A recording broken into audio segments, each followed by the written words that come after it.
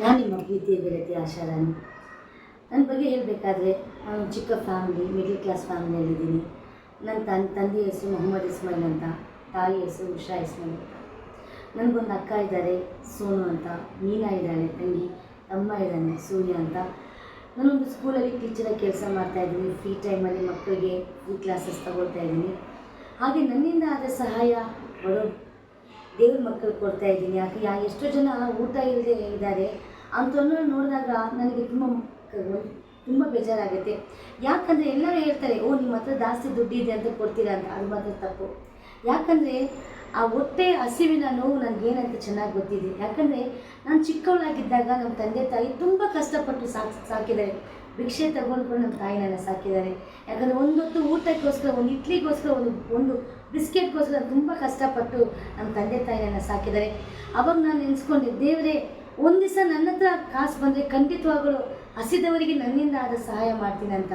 ಅದೇ ಥರ ನಾವು ಬೆಳೀತಾ ಇದ್ದಾಗೆಲ್ಲ ನಮ್ಮ ತಂದೆ ತಾಯಿ ನಮಗೊಂದು ಮಾರ್ಗದರ್ಶಿ ಆಗಿ ಪ್ರತಿ ಹುಟ್ಟಿದ ಹಬ್ಬಕ್ಕೆ ನಮ್ಮನ್ನು ಅವರಿಂದ ಕೈಯಲ್ಲಾದ ಬನ್ನಾಗಲಿ ಬಿಸ್ಕೆಟ್ ಆಗಲಿ ಬೇರೆಯವ್ರಿಗೆ ಕೊಟ್ಟು ಆಗಲಿ ಸಂತೋಷವಾಗಿ ನಾವು ಫ್ಯಾಮಿಲಿ ನಡೆಸ್ಕೊಂಡು ಬರ್ತಾಯಿದ್ವಿ. ಆವಾಗ ಒಂದ್ಸಲ ನಾನು ದೇವ್ರ ಹತ್ರ ಹೇಳಿದೆ, ದೇವರೇ ಯಾವತ್ತಾದರೂ ಒಂದು ದಿವಸ ಭಗವಂತ ನಿನ್ನ ಕಾಸು ಕೊಟ್ಟರೆ ನನ್ನಿಂದ ಆದ ಸಹಾಯ ಬೇರೆಯವ್ರಿಗೆ ಮಾಡಬೇಕು ಅಂತ. ಆದರೆ ಮಾತ್ರ ನಾನು ಹೆಮ್ಮೆಯಿಂದ ಹೇಳೋಕ್ಕೆ ಇಷ್ಟಪಡ್ತೀನಿ, ಒಂದಿಗೆ ನಾನು ಯಾವತ್ತೂ ಯಾರ ಹತ್ರ ₹1 ತೊಗೊಂಡು ಸಹಾಯ ಮಾಡಿಲ್ಲ.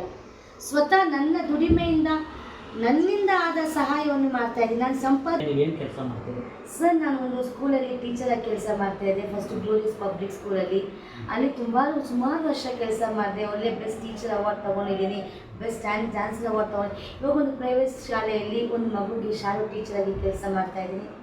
ಮತ್ತು ಫ್ರೀ ಟೈಮಲ್ಲಿ ಮಕ್ಕಳಿಗೆ ಕನ್ನಡ ಟ್ಯೂಷನ್ಗೆ ಹೋಗ್ತಾಯಿದ್ದೀನಿ, ಹಿಂದಿ ಟ್ಯೂಷನ್ ಹೇಳ್ಕೊಡ್ತಾಯಿದ್ದೀನಿ, ಪೇಂಟಿಂಗ್ ಕ್ರಾಫ್ಟ್ ಎಲ್ಲ ಮಾಡ್ಕೊಡ್ತಾಯಿದ್ದೀನಿ.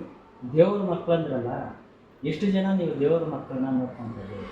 ಸರ್, ನಾನು ದೇವ್ರ ಮಕ್ಕಳನ್ನ ಸುಮಾರು ಜನ ಮಕ್ಕಳನ್ನ ನೋಡ್ತಾ ಇದ್ದೀನಿ ಸರ್. ನಾನು ಎಲ್ಲರೂ ಹೇಳ್ತಾರೆ, ಯಾಕೆ ಮೇಡಮ್ ನಿಮ್ಮ ಮದುವೆ ಆಗಿಲ್ವಾ, ಮಕ್ಕಳಿಲ್ವಾ ಅಂತ. ನನಗೊಂದೇ ಒಂದು ಪ್ರಶ್ನೆ, ಹೊಟ್ಟೆಯಲ್ಲಿ ಹುಟ್ಟಿದ್ರೆ ಮಾತ್ರ ಮಕ್ಕಳ? ನನ್ನ ಯಾರು ಆಶಾ ಮ್ಯಾಮ್, ಆಶಮ್ಮ, ಮೇಡಮ್ ಅಂತ ಕರೀತಾರೆ, ಅವ್ರು ಎಲ್ಲರೂ ನನ್ನ ಮಕ್ಕಳೇ. ಸೊ ಎಲ್ಲರೂ ದೇವ್ರ ಮಕ್ಕಳೇ, ನಾವು ದೇವ್ರ ಮಕ್ಕಳೇ ಸರ್. ಎಲ್ಲರೂ ಅನಾಥರು ಅಂತ ಇಲ್ಲ.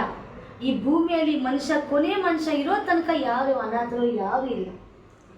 ಮುಂದಿನ ದಿನಗಳಲ್ಲಿ ನಿಮ್ಮ ನಿಲುವೇನು? ಮಕ್ಕಳಿಗಾಗಿ ಬದುಕೋದು, ಇಲ್ಲ ಮುಂದಿನ ದಿನಗಳಲ್ಲಿ ಸರ್ ಖಂಡಿತವಾಗಲೂ ಆಶ್ರಮ ಮಾಡೋಂಥದ್ದು, ಇಲ್ಲ ಏನಾದರೂ ಬೇರೆ ಯೋಚನೆ ಇದೆಯಾ? ಖಂಡಿತವಾಗಲೂ ಸರ್, ನನಗೆ ಒಂದು ಆಶೆಗೆ ಜಾಗ ಇಲ್ಲದೆ ಇದೆ. ಖಂಡಿತವಾಗಲೂ ಅಂಥವ್ರದ್ದೆಲ್ಲ ಒಂದು ಆ ಭಗವಂತನ ಕೃಪೆಯಿಂದ, ಎಲ್ಲರ ಆಶೀರ್ವಾದದಿಂದ ಖಂಡಿತವಾಗಲೂ ಒಂದು ಒಳ್ಳೆಯದು. ಅನ್ನದ ಬೆಲೆ ಗೊತ್ತು, ಅನ್ನದ ಬೆಲೆ. ಸೊ ಅದಕ್ಕೆ ಹೇಳ್ತಾರೆ, ಇವಾಗಿರೋ ಜನರೇಷನ್ ಆಗಿರಲಿ, ದಯವಿಟ್ಟು ನೀವೆಲ್ಲೂ ಎಷ್ಟೋ ಜಾಗದಲ್ಲಿ ಅಲ್ಲಿ ಇಲ್ಲಿ ಹೋಗೆಲ್ಲ ಟೈಮ್ ಸ್ಪೆಂಡ್ ಮಾಡಿ, ದಯವಿಟ್ಟು ಒಂದು ಸಲ ಹೋಗ್ಬಿಟ್ಟು ಇಂಥ ಆಶ್ರಮದಲ್ಲಿ ಹೋಗ್ಬಿಟ್ಟು ಅಂಥ ಮಕ್ಕಳ ಹತ್ರ ಟೈಮ್ ಸ್ಪೆಂಡ್ ಮಾಡಿ, ನಿಮ್ಮಿಂದ ಆದ ಸಹಾಯ ಮಾಡಿ ಅಂತ.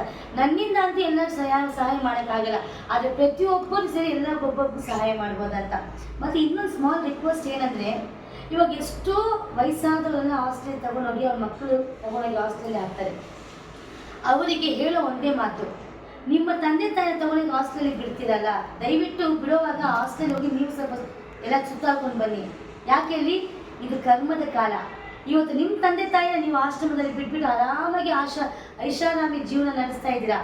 ಆದರೆ ಖಂಡಿತವಾಗಲೂ ದೇವರೊಬ್ಬ ನಿಮಗೆ ಜವಾಬು ಕೊಡಲೇಬೇಕು. ಇವತ್ತಿಲ್ಲ ಅಂದರೆ ನಾಳೆ ನಿಮ್ಮ ಮಕ್ಕಳು ತಗೊಂಡು ಬಂದು ನಿಮ್ಮನ್ನು ಆಶ್ರಮದಲ್ಲಿ ಸೇರ್ತಾರೆ. ಯಾಕಂದರೆ ಚಿಕ್ಕ ವಯಸ್ಸಲ್ಲಿದ್ದಾಗ ತಂದೆ ತಾಯಿ ನಮ್ಮನ್ನು ಕೈ ಇಟ್ಕೊಂಡು ನಾವು ಎಷ್ಟೇ ತೀಟೆ ಮಾಡಿದ್ರು ಸಹ ನಮ್ಮನ್ನು ಪ್ರತಿಯೊಂದು ಮಾಡ್ಕೊಂಡು ನಮ್ಮನ್ನ ಎಷ್ಟು ದೂರ ಬೆಳೆಸಿದ್ದಾರೆ.